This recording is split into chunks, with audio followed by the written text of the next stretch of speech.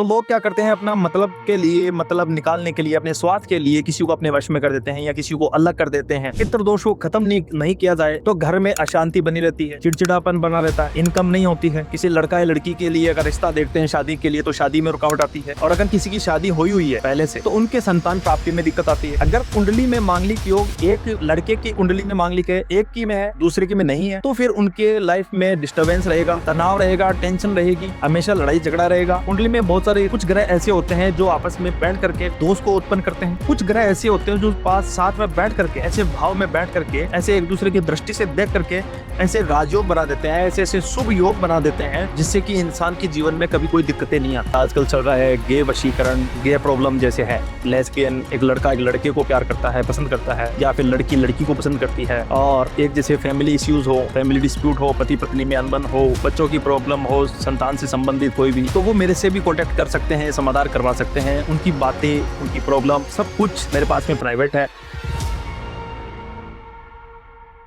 नमस्कार दोस्तों, स्वागत है आपका एस्ट्रो डॉग शो में।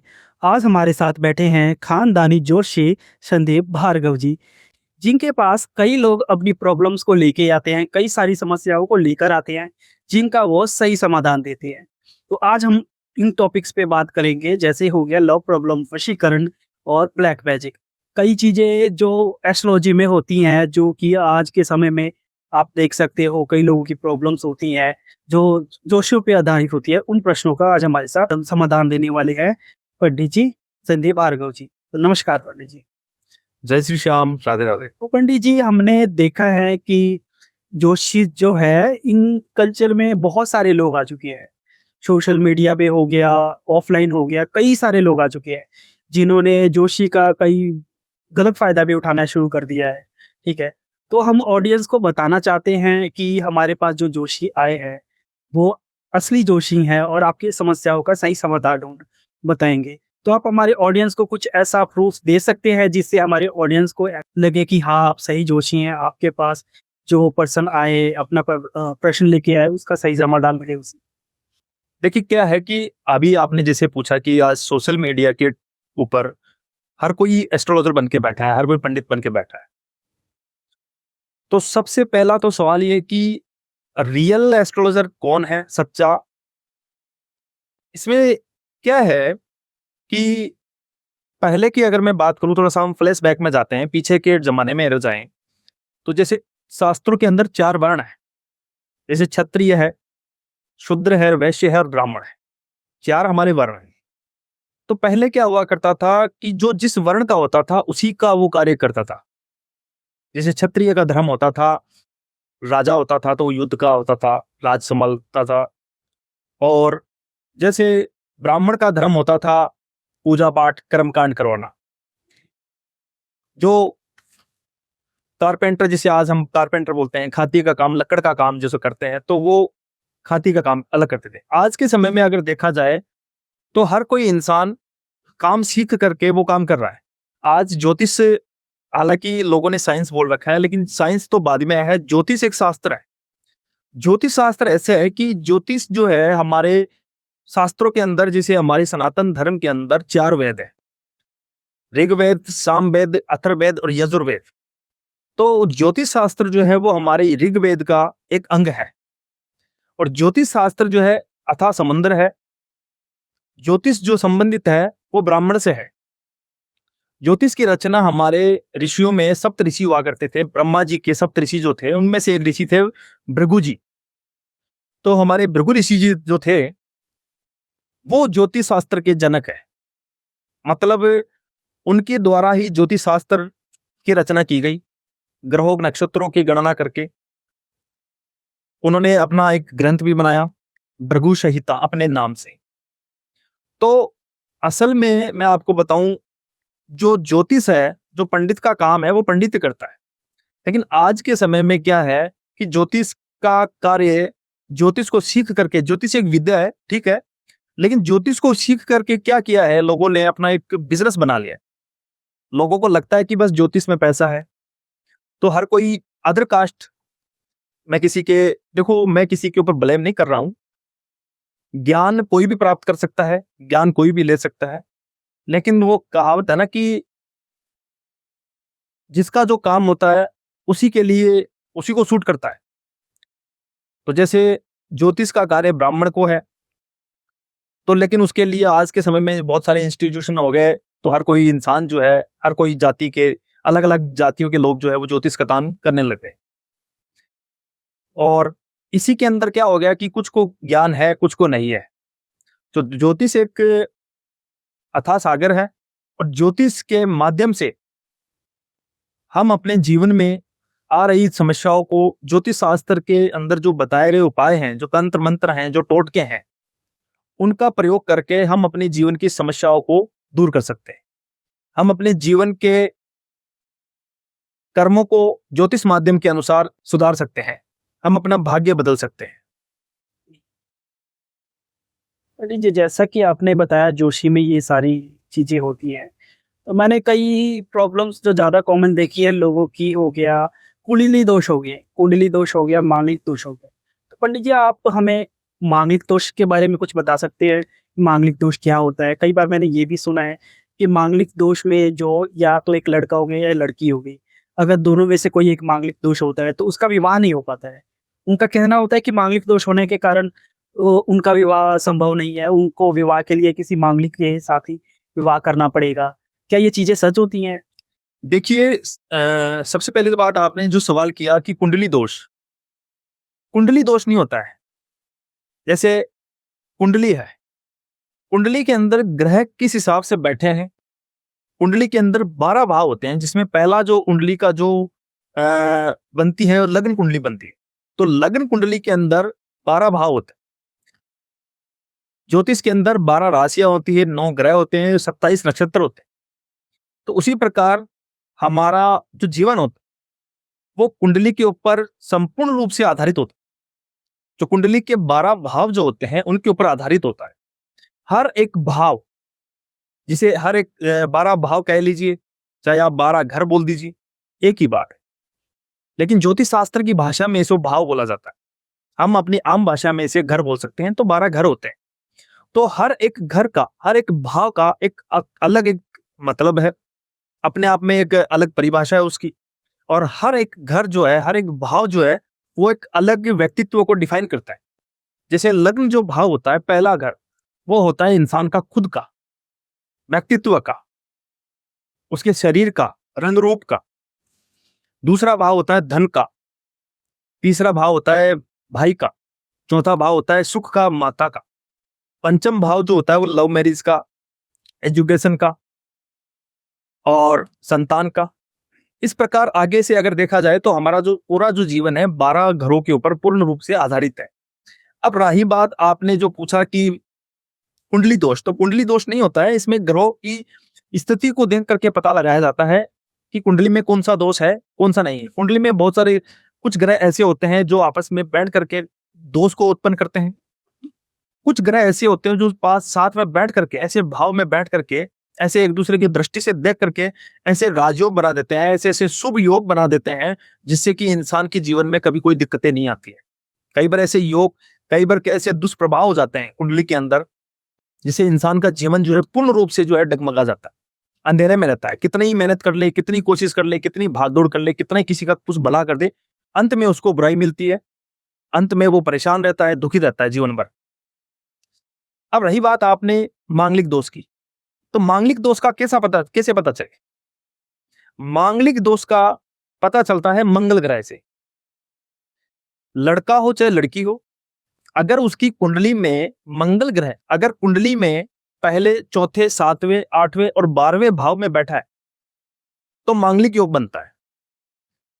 अब मांगलिक योग जो है उसकी भी एक सीमा होती है, एक लिमिट होती है, एक उसका भी एक नियम है। एक उम्र तक मांगलिक दोष होता है। उसके बाद में मांगलिक दोष जो होता है, मांगलिक जो योग होता है, असल में वो दोष नहीं होता है, वो एक मांगलिक योग होता है। तो मांगलिक जो योग है वो एक उम्र के बाद में अपने आप खत्म हो जाता है। अगर कोई जैसे लड़का लड़की है और वो मांगलिक है, तो मांगलिक का योग बनता है जैसे 24 साल 28 साल का। किसी की कुंडली में अगर मांगलिक योग 24 साल तक का है, तो 24 साल से पहले अगर लड़का लड़की शादी करें तो उनको विचार करना चाहिए कि सामने वाला लड़का या लड़की जो उनका जीवन साथी जिसके साथ में बात चल रही है, जो जीवन साथी बनने वाला है, तो क्या वो भी मांगलिक है या मांगलिक नहीं है। अगर मांगलिक नहीं है तो फिर थोड़ी दिक्कत आएगी। अगर दोनों मांगलिक हैं, दोनों के ग्रह अनुकूल हैं एक दूसरे के, तो जीवन जो है वो अच्छा व्यतीत होगा, अच्छा बीतेगा। अगर कुंडली में मांगलिक योग एक लड़के की कुंडली में मांगलिक है, एक की में है, दूसरे की में नहीं है, तो फिर उनके लाइफ में डिस्टरबेंस रहेगा, तनाव रहेगा, टेंशन रहेगी, हमेशा लड़ाई झगड़ा रहेगा। दोनों में से एक सुसाइड भी कर सकता है, तलाक हो जाए, अनबन रहे जिंदगी भर और ना बने। तो इसके लिए क्या करना चाहिए कि लड़का लड़की जो भी शादी करें, अगर खुद मांगलिक है तो मांगलिक के साथ भी उसकी शादी करें, और अगर ऐसा संभव नहीं है तो फिर इसके लिए मांगलिक की पूजा होती है। जब शादी करनी हो, शादी से पहले लड़का लड़की की मांगलिक की पूजा होती है, जिससे मंगल जो योग है, मांगलिक योग जो है, जैसे आप दोष बोल रहे थे, बहुत सारे लोग बोलते हैं दोष है, मांगलिक दोष है, तो उस मांगलिक योग, मांगलिक दोष की पूजा होकर के, पूजा करने पर वो मांगलिक दोष खत्म हो जाता है और फिर बाद में वो शादी कर सकते हैं। जो पंडित जी, कई हमने देखा है जो आज की जो जनरेशन है उनको कुंडली दोष, मांगलिक दोष, इन चीज़ों से फर्क नहीं पड़ता है। मगर अगर इंसान को जानना हो अपने भविष्य में या अपनी कुंडली में भी वो मांगलिक दोष है या नहीं है, तो उससे उसको क्या करना होगा? देखिए, सबसे पहले तो आपने एक बात पूछी कि बहुत सारे जो आजकल की जनरेशन है वो नहीं मानती कुंडली को। तो ये बात आपकी सही है। बहुत सारे ऐसे लोग हैं जो भगवान को भी नहीं मानते। बहुत सारे ऐसे लोग हैं जो बोलते कि जी भगवान है ही नहीं धरती पे। और उसी प्रकार बहुत सारे ऐसे लोग हैं जो कुंडली को नहीं मानते। वो बोलते हैं कि जी कुंडली कुछ है, होती नहीं है, ज्योतिष कुछ होता ही नहीं है। तो देखिए, मैं आपको एक बात बताना चाहूंगा कि किसी के मानने या न मानने से किसी व्यक्ति विशेष या किसी वस्तु का अस्तित्व खत्म नहीं होता कभी भी। ज्योतिष शास्त्र आज का नहीं है, ज्योतिष शास्त्र युगों युगों पुराना है। आज साइंस जो कह रही है कि सूर्य धरती से इतनी दूर है, चंद्रमा इतनी दूर है, तो ये बातें साइंस जो है वो आज हमें बता रही है। हमारे जो ऋषि मुनि जो थे, उन्होंने ज्योतिष शास्त्र की गणना करके ग्रह नक्षत्रों की पहले से ही उन्होंने दूरियां बता दी थी कि सूर्य पृथ्वी से कितनी दूर है, मंगल कितनी दूर है, कौन सा ग्रह कौन से ग्रह की कितनी नजदीकी है, कितनी दूरी पे है। और रही बात ज्योतिष की कुंडली की, तो देखिए मैं आपको एक बात बता दूं कि सब ऑक्सीजन ले रहे हैं, हवा पानी ले रहे हैं, हवा ले रहे हैं। न तो किसी ने हवा को देखा है, न किसी ने ऑक्सीजन को देखा है। हम जिंदा हैं, हम सांस ले रहे हैं, ये एक प्रत्यक्ष प्रमाण है। तो भगवान है, परमात्मा है, इसमें कोई दो राय नहीं है। उसी प्रकार ज्योतिष शास्त्र भी, कुंडली भी सत्य है। अब मांगलिक जो है, बहुत सारे लोगों को, बच्चों को ये नहीं पता है कि वो मांगलिक है या नहीं है, तो कैसे पता करें? तो इसके लिए सबसे पहले चाहे मांगलिक दोष की पता करें, चाहे कुंडली में ग्रहों की स्थिति को पता करें कि उसका जीवन जो है वो कैसा रहेगा। तो इसके लिए कुंडली की बनाने की आवश्यकता होती है। और कुंडली बनाने के लिए सबसे पहले चाहिए नाम, डेट ऑफ बर्थ, टाइम और प्लेस ऑफ बर्थ। ये 3 चीजें चाहिए। इसके साथ में क्या होता है, जब ये तीनों चीजें जब हमारे पास में होती है तो कुंडली जो है वो बिल्कुल सटीक बनती है। कुंडली जो बनती है वो लग्न के आधार पर बनती है। अगर 1 मिनट, आधा मिनट, चाहे 5 मिनट भी अगर ऊपर नीचे समय रहेगा या समय सही नहीं रहेगा, तो फिर कुंडली जो है वो पूरी गलत हो जाएगी। और कुंडली अगर गलत हो गई तो सारी की सारी जितनी भी वो जो भविष्यवाणियां हैं वो सब गलत हो जाएगी। कुंडली जो होती है वो एक इंसान का दर्पण होता है, आईना होता है। कुंडली से हम ये पता कर सकते हैं कि हमारा जीवन कैसा रहेगा, हमारे पास पैसे रहेंगे नहीं रहेंगे, धन दौलत रहेगी नहीं रहेगी, कभी जीवन में सुख होगा कि नहीं होगा, हमेशा दुखी रहेगा, कौन सी बीमारी हो सकती है, और अगर कोई बीमारी चल भी रही है तो वो ठीक कैसे हो सकती है, कौन सा उपाय किया जाए। तो मांगलिक का पता करने का ये सबसे आसान तरीका है कि जन्म तारीख होनी चाहिए, date of birth, time, place of birth, ये सारी चीजें होनी चाहिए। इसके आधार पर कुंडली बनती है। फिर कुंडली के अंदर मंगल ग्रह की प्लेसमेंट देखी जाती है कि मंगल ग्रह कहाँ पे प्लेसमेंट है। उसके आधार में पता चलता है कि मांगलिक है या नहीं। तो मैंने कई बार सुना है काल सर्प दोष, तो हमारी ऑडियंस को आप कुछ बताना चाहेंगे काल सर्प दोष क्या है और इसके लक्षण क्या है, इसके क्या क्या प्रभाव पड़ते हैं लोगों पर? देखिए, कालसर्प दोष जो है ये भी सेम पहले की तरह मैं आपको बताऊं, कालसर्प दोष नहीं होता है, कालसर्प योग होता है। योग बनता है ये, और कालसर्प योग बनता है राहु और केतु की वजह से। हमारे ज्योतिष शास्त्र में 9 ग्रह है, तो 9 ग्रहों के अंदर 2 ग्रह ऐसे हैं, राहु और केतु, ये छाया ग्रह है। और जैसे कि छाया ग्रह से पता चलता है कि छाया, कि जैसे कोई पेड़ है, पेड़ के नीचे छांव होती है। पेड़ के आसपास है कितनी धूप हो, लेकिन पेड़ के नीचे छांव रहेगी, और जो भी उसकी छांव में बैठेगा उसको धूप नहीं लगेगी जी। गर्मी नहीं लगेगी। तो जैसे राहु केतु जो है छाया ग्रह है, जब राहु केतु के एक साइड में बाकी के 7 ग्रह जब आ जाते हैं तो कालसर्प योग का निर्माण होता है। कालसर्प योग जो है वो मनुष्य के लिए बहुत अच्छा भी है और बहुत बुरा भी है। अच्छा इसलिए है कि कालसर्प योग इंसान को दुख तकलीफ तो देता ही देता है, लेकिन कामयाबी जब देता है तो ऐसा इंसान अपने लिए नहीं बल्कि अपने पूरे खानदान के लिए, अपने समाज के लिए एक ऐसी छाप छोड़ देता है, एक ऐसा नाम कमाता है जो आज तक किसी ने नहीं कमाया। कालसर्प योग जो है इसमें 12 प्रकार के होते हैं। जैसे 12 कुंडली में 12 घर होते हैं, 12 भाव होते हैं, उसी प्रकार कालसर्प योग भी जो होते हैं वो 12 तरीके के होते हैं। तो जब बाकी के ग्रह जो होते हैं वो जैसा कि मैंने बताया कि राहु केतु के मध्य में आ जाते हैं, एक साइड आ जाते हैं, तो कालसर्प योग का निर्माण होता है। पितृदोष क्या होता है? मैंने कई बार सुना है पितृदोष, ऑडियंस भी हमारी कई बार कमेंट करती है पितृदोष के बारे में, तो आप कुछ बता सकते हैं पितृदोष? जी बिल्कुल। पितृदोष देखिए, नाम से ही पता चलता है, पितर जो हमारे पूर्वज होते हैं। पितृ जैसे किसी की अकाल मृत्यु हो जाती है, अकाल मृत्यु का मतलब है कि समय से पहले। तो समय से पहले जब किसी की मृत्यु हो जाती है तो वो एक अपने परिवार में जो बच्चा जन्म लेता है उसकी कुंडली के अंदर वो योग बन के आता है, वो दोष बन के आता है। ये योग नहीं, ये दोष है, पितृदोष। पितृदोष इसलिए बन जाता है कि अपने पूर्वजों को, अपने पितरों को जिनकी अकाल मृत्यु हुई है, जो जवानी में खत्म हो गए हैं, तो पितर बन जाते हैं। अब लोगों को, बहुत सारे लोगों को ये होता है कि पितर क्या होता है, क्या कोई होता भी है?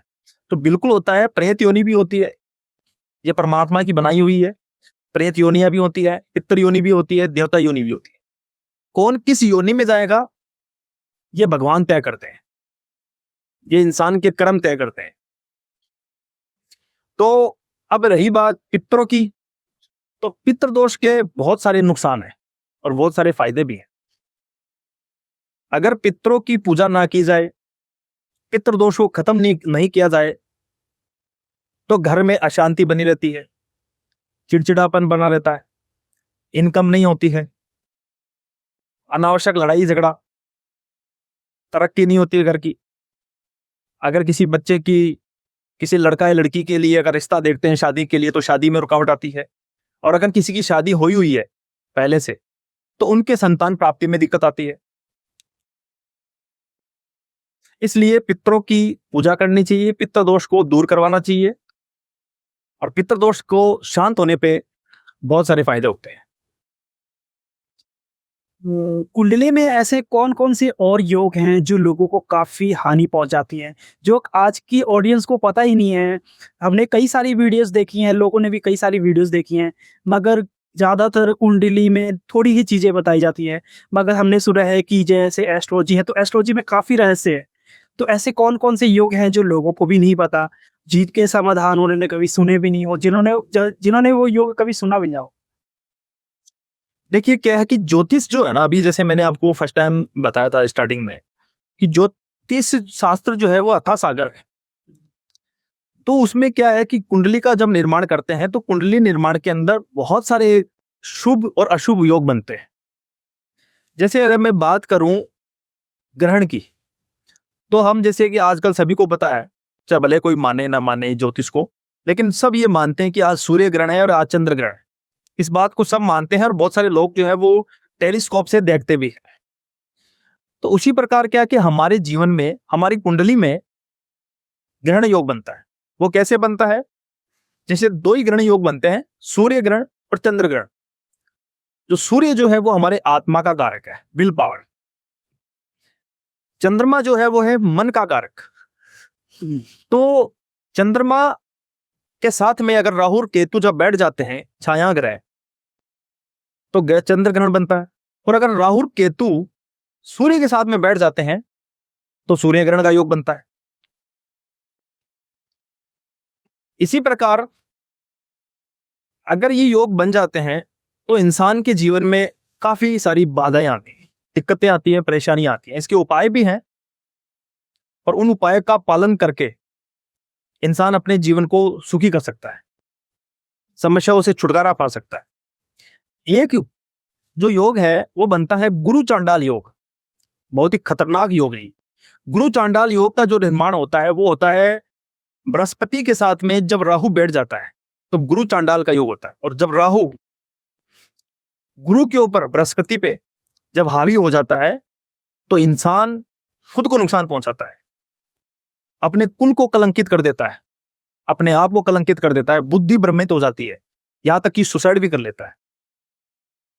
या यूं मानिए कि अगर गुरु चांडाल योग हावी है तो इंसान अपने आप को खत्म करने के लिए हर नुस्खे अपनाता है, अपने शरीर को खत्म करने के लिए। सिर्फ अपनी मनमानी करना, अपनी बुद्धि का प्रयोग नहीं करना, अपनी बुद्धि का उपयोग नहीं करना और बुद्धि को, ज्ञान को गलत दिशा में काम में लेना। इसलिए कम शब्दों में मैं आपको एक बात बताना चाहूंगा कि कुंडली के अंदर बहुत सारे ऐसे योग हैं, शुभ भी है और अशुभ भी है। बहुत सारे हमारे जो 9 ग्रह हैं, 9 ग्रह हमें फायदा भी देते हैं और 9 ग्रह हमें नुकसान भी देते हैं, लेकिन डिपेंड करता है कि वो 9 ग्रह बैठे कहां पे, कौन से भाव में बैठे हैं। तो पंडित जी, मेरा एक जोशी में लास्ट प्रश्न था कि जोशी में कोई ऐसे उपाय है जिसे इंसान अपना के अपनी सभी समस्याओं का समाधान पा सकता है? जी बिल्कुल है। ज्योतिष शास्त्र के अंदर बहुत सारे ऐसे उपाय दे रखे हैं, बहुत सारे ऐसे मंत्र दे रखे हैं, टोटके दे रखे हैं, ऐसे यंत्र हैं जिनका प्रयोग करके हम या कोई भी इंसान जो दुखी है, परेशान है, चाहे वो किसी भी तरीके से दुखी है, संतान प्राप्ति को लेकर हो सकता है, शादी को लेकर के हो सकता है, या मान सम्मान को लेकर के हो सकता है, नौकरी को लेकर के हो सकता है, बिजनेस को लेकर के हो सकता है, या कोर्ट केस को लेकर के हो सकता है, कुछ भी हो सकता है।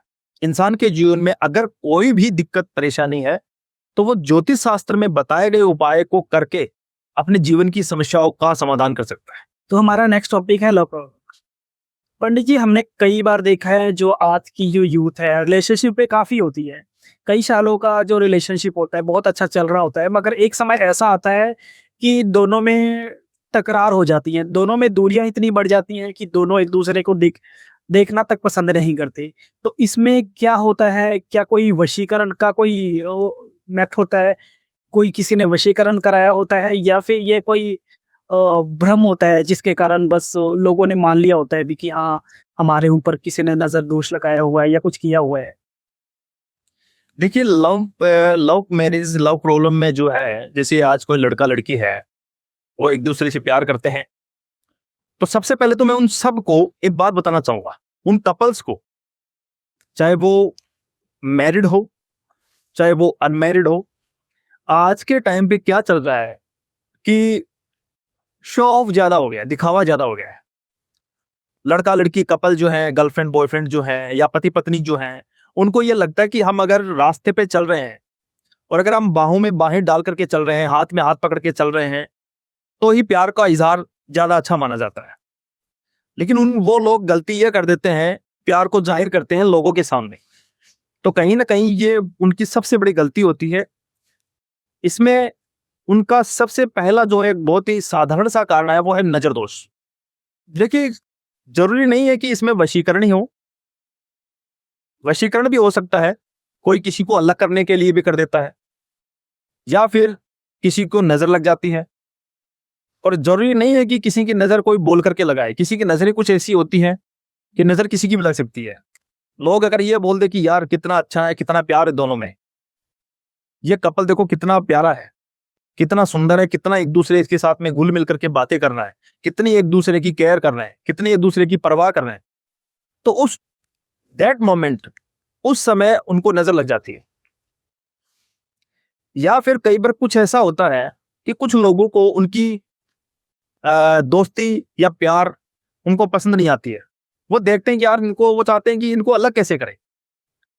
तो फिर वो क्या करते हैं कि कान भर देते हैं, एक दूसरे के प्रति भड़का देते हैं।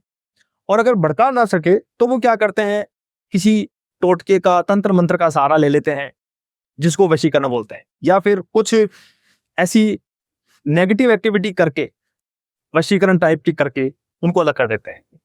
या फिर उसमें होता क्या है कि जैसे कोई थर्ड पर्सन आ जाए, तो वो एक तरफा प्यार करके उनको अपनी तरफ करने की कोशिश करे, तब भी हो सकता है। अब रही बात वशीकरण जो है, देखिए वशीकरण जो है वो दो तरीके से काम करता है। मान लीजिए किसी के पास में कोई पावर है, अब डिपेंड करता है कि वो पावर को कैसे यूज करता है, मिसयूज करता है या उसको, उस पावर को सही दिशा में, सही जगह पर काम में लेता है। तो लोग क्या करते हैं, अपना मतलब के लिए, मतलब निकालने के लिए, अपने स्वार्थ के लिए किसी को अपने वश में कर देते हैं या किसी को अलग कर देते हैं अपने स्वार्थ के लिए। पंडित जी, जैसा कि आपने बताया था कि कोई थर्ड पर्सन आ जाता है, कई बार हमने देखा है कि जो कपल्स होते हैं उनके बीच कोई ना कोई थर्ड पर्सन आ जाता है। तो क्या उन कपल्स के लिए कोई ऐसा उपाय हो जिसे वो अपनाए और वो थर्ड पर्सन उनकी जिंदगी से दूर हो जाए? देखिए, बिल्कुल उपाय है इनके लिए कि देखना पड़ता है कि कितना पावरफुल है, कितना नहीं है। अगर कोई थर्ड पर्सन है तो बहुत सारी ऐसे चीजें हैं, ऐसे मंत्र हैं जिनको बोल करके, जिनका प्रयोग करके अपने पार्टनर को खिला दे। पार्टनर को खिलाने से वो इंसान अपने वश में हो सकता है, अपने फेवर में हो सकता है, वो थर्ड पर्सन दूर हो सकता है। कुछ ऐसे टोटके भी हैं जिनका प्रयोग करके इंसान अपने पार्टनर को अपने लाइफ में वापस ला सकता है। पंडित जी, हमने देखा है कई घरों में जो हस्बैंड वाइफ होती हैं उनके बीच तकरार बहुत ज्यादा होती है। एक हो जाता है, चाहे वो लव मैरिज हो चाहे अरेंज मैरिज हो, मगर तकरार जरूर हमेशा रहती है। अगर पति पत्नी के रिश्ते को बेहतर बनाना हो तो इसके लिए जोशी शास्त्र में कोई ऐसा उपाय हो जिसे वो अपना के दूरियों को कम कर सके, कोई छोटा सा उपाय जो हमारे ऑडियंस को बता सकते हैं? देखिए, जिन पति पत्नी के अंदर लड़ाई झगड़ा होता है, नाराजगी होती है, या आकर्षण खत्म हो गया है, एक दूसरे में इंटरेस्ट नहीं है, एक दूसरे को देख नहीं सकते हैं, तो वही उपाय कर सकते हैं। उनको क्या करना है, शुक्रवार के दिन परफ्यूम लेना है, और हथेली में जो ये अंगूठे के पास में जो ये जगह है, इसको बोलते हैं शुक्र पर्वत। तो यहां पर थोड़ा सा परफ्यूम लगा करके ओम शुक्र देवाय नमः, ओम शुक्र देवाय नमः 3 बार या 11 बार, 21 बार बोले, और बोलते हुए अपने पति को ध्यान में रखें। अगर ये उपाय कर लेते हैं तो आप दोनों पति पत्नी, तो उन पति पत्नी के बीच में खूब प्यार होगा। तो एस्ट्रोलॉजी में खोया हुआ प्यार वापस पाया जा सकता है?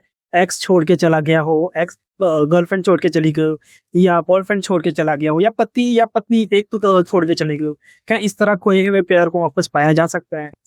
जी बिल्कुल पाया जा सकता है। जैसे कि मैंने आपको पहले बताया था कि ज्योतिष शास्त्र एक कथा सागर है। ज्योतिष शास्त्र में बहुत सारे उपाय हैं, बहुत सारे टोटके हैं जिनका प्रयोग करके अगर किसी का कोई पार्टनर चला गया है, कोई गर्लफ्रेंड छोड़ के चली गई है, या बॉयफ्रेंड छोड़ के चला गया है, या फिर पति या पत्नी छोड़ करके चली गई है, तो वो उपाय करके अपने गर्लफ्रेंड बॉयफ्रेंड को, या अपने हस्बैंड को, या अपनी वाइफ को अपने जीवन में वापस ला सकता है, बुला सकता है उसको। पंडित जी, काला जादू, ब्लैक मैजिक हो गया जिसे, तो ब्लैक मैजिक जो है ये सच में होती है, और होती है तो इसके लक्षण क्या है? देखिए, ब्लैक मैजिक बिल्कुल होता है और ये सच है। ये आज से नहीं, ये भी युगों युगों से है। ब्लैक मैजिक बिल्कुल सही है, होता है। और इसके लक्षण तो मैं बताऊं तो बहुत लंबा हो जाएगा, लेकिन शॉर्ट में मैं अगर आपको एक बार बताऊं तो ब्लैक मैजिक के लक्षण ये है कि इंसान अचानक से बीमार होता है। अचानक से बीमार होता है, डॉक्टर के पास जाएगा, पहले तो कुछ बीमारी नजर नहीं आएगी, पता ही नहीं चलेगा कि कुछ बीमारी है भी या नहीं है, चाहे वो कितने टेस्ट करवा ले। हिम्मत नहीं रहेगी शरीर में। घर में आते ही उसको चिड़चिड़ापन लगेगा, नेगेटिव एनर्जी का साया हो सकता है। किसी के घर में नेगेटिव एनर्जी भी छोड़ सकते हैं ब्लैक मैजिक के जरिए। जब नेगेटिव एनर्जी होगी तो घर में दिन रात लड़ाई झगड़ा रहेगा, और एक मन में एक उदासी रहेगी। घर जो है वो खाने को दौड़ेगा, सूनापन रहेगा, समझ में ही नहीं आएगा कि क्या करें क्या नहीं।